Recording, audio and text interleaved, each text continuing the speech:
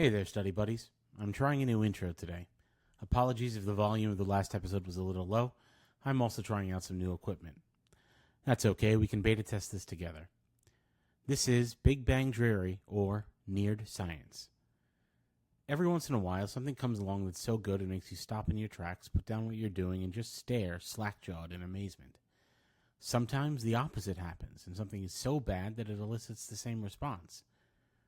Stuart Fails to Save the Universe is the second case. So I'm going to put a momentary pause on summer fun because there's nothing fun about this show. Let's get into it. If you've never seen or heard of The Big Bang Theories, in many ways I envy you. I wouldn't lie and say that I never got a laugh out of the show, but I can honestly say that I didn't enjoy the series. Whatever laughs it did manage to drag out of me were fleeting and cheap, and while it fit the definition of a sitcom, like a meal at a dodgy fast food joint, it left me feeling full and just a bit queasy. But now that it's over and young Sheldon is all grown up, Chuck Lorre and co are returning to that once overflowing well to squeeze handfuls of mud to get the very last drops of revenue out of it. This time, Leonard and Sheldon have finally ripped a hole in the fabric of space and time and created a bunch of rifts that led to a multiversal crisis, and somehow Stuart, the comic store owner, is the only one who can save the multiverse. Now, sure, in practice, all the characters in the Big Bang Theory are pretty stupid, but they at least have the trappings of being intelligent, and with all those degrees and superhero t-shirts. Considering that Leonard and Sheldon were the ones who created the rifts, why aren't they the ones trying to solve it, being, physicists? Of course, the answer is budget. And therefore we're left with Stuart, the only recurring who has zero science knowledge. But I have to imagine his quote is low by comparison. Budget is the word that comes to mind when watching this show. Clearly a large portion of it went to paying for cameos to remind you that this show is part of the Big Bang Theory universe. It doesn't seem like they've been able to bring in much along the way of writing or characters, but they love a one-episode feature. Kunal Nayyar returns as Raj for the pilot episode before he gets the multiverse treatment of a shock death. Then Kaylee Cuoco and Brian Thomas Smith return in the second as Penny and Zach for a few minutes. Christine Baranski gets a cameo that seemed like it could have been filmed on Cameo, playing herself. Third episode sees Melissa Rock return as Bernadette and Will Wheaton as himself. It's usually nice to see Wheaton pop up in any sort of project, and I hope to see him in the upcoming The Guild film that was funded on Kickstarter. I'm just happy he's still going after all those years being the subject of jokes about Wesley Crusher in Star Trek The Next Generation. As for the rest of them, I don't know. I suppose that if you have a great deal of affection for these characters, it might be some sort of thrill to see that no matter the universe, the brown guy still can't find happiness before meeting his tragic demise, or that Penny has become the extremely ineffectual leader of a resistance movement in a universe where everyone has behavior-correcting implants. Or maybe you just love seeing your beloved characters killed in predictable ways. But for me, all I can see in this kind of stunt casting is where all the money went. Because it definitely didn't go into the rest of the show. The opening sequence is trying hard to be meta and self-deprecating, but when you're putting out a product as bad as this one is, pointing out how lazy everything you do seems doesn't mitigate how bad it is the way Deadpool writers hope it does. It doesn't even do the opposite and shine a light on how shoddily made the show is either. Rather, all it does is serve to annoy because it means they know how poor of a job they've done with this show, and they're taking their terrible jokes and laughing all the way to the bank. And if the first 3 episodes are any indication, they'll be the only ones doing any laughing. Not to mention that there is heavy and credible suspicion that the intro sequence is AI generated, which, well, is almost comforting to think that a real human wasn't the one coming up with something so bad. But also very annoying because certainly a real human could have been paid to come up with something much better. Or even a little better. Or even just as bad but made by people would be an improvement. Generative AI is an ailment that humanity is inflicting on itself. Burn the drinking water to save a few bucks at the top. If you don't know this about me, I don't know if you know this about me, but I am staunchly against the use of generative AI for many, many reasons. Not least the environmental impact, the intellectual property theft, the way it discouraged people from thinking, the way it's being used to eliminate jobs so those at the top of corporations can make even more money until this Ouroboros finally eats its own tail and there's no one left with a job to spend the money on products and services that these folks made their fortune on. The abuse of Gen AI to make non-consensual explicit images. The fact that I can't use an M-dash anymore. I could go on. Furthermore, it appears that the vast majority of the show has been made without physical sets. I have a hard time recalling a physical set until near the end of the pilot episode. Look, I'm not saying you have to film on 35mm and go analog for me to respect the craft or anything like that. Technology has come a long way in enhancing and aiding storytelling, but we're not talking about a huge airplane hangar with a giant curved screen and video game engine like Disney uses when filming The Mandalorian. I'm talking about run-of-the-mill green screen technology that dates back to the 1930s. Back then it was primarily blue screen until green started to become more common as filming changed over to digital. And it shows. The camera angles are strange, often utilizing tight waist-up or even chest-up shots to try to obscure the fact they're standing on a soundstage.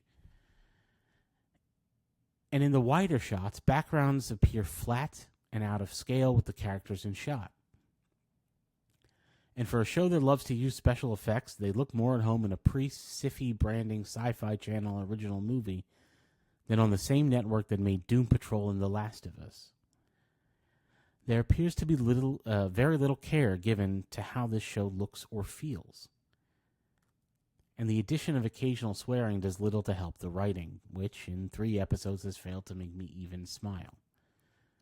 Nor is the story compelling because, well, I watched Sliders the first time around, which this show has completely cribbed its format from, and I've listened to the excellent podcast Full Metal Bazinga, where 4 video game podcasters posit their own multiversal adventure using the world of the Big Bang Theory and actual human creativity to tell a surprisingly wonderful story. None of that is here. It's not only not funny, there are some things about the show that I find patently offensive and wildly tone-deaf in this day and age. I talk about how it's hard to go back and watch comedy from other eras sometimes because the things that aren't acceptable now were acceptable then, and if you're a person with any level of compassion or empathy, it can become uncomfortable to see that kind of comedy from bygone eras. Stuart Fails is a show from 2026, but it feels like it relies on the same kind of comedy from the Big Bang Theory, which felt stale when it was new because it was right out of the 90s era of can men and women really be friends, before emphatically saying no and pairing them all off by the end of the series.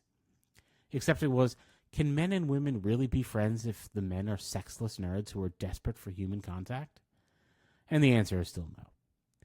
But when we find out that Barry Kripke, the character whose speech impediment was played for laughs at a time when only presidential candidates could get away with it, has become a Negan-like tiny despot, complete with a harem of women who have to sleep with him or die, he becomes the 3rd protagonist in the series.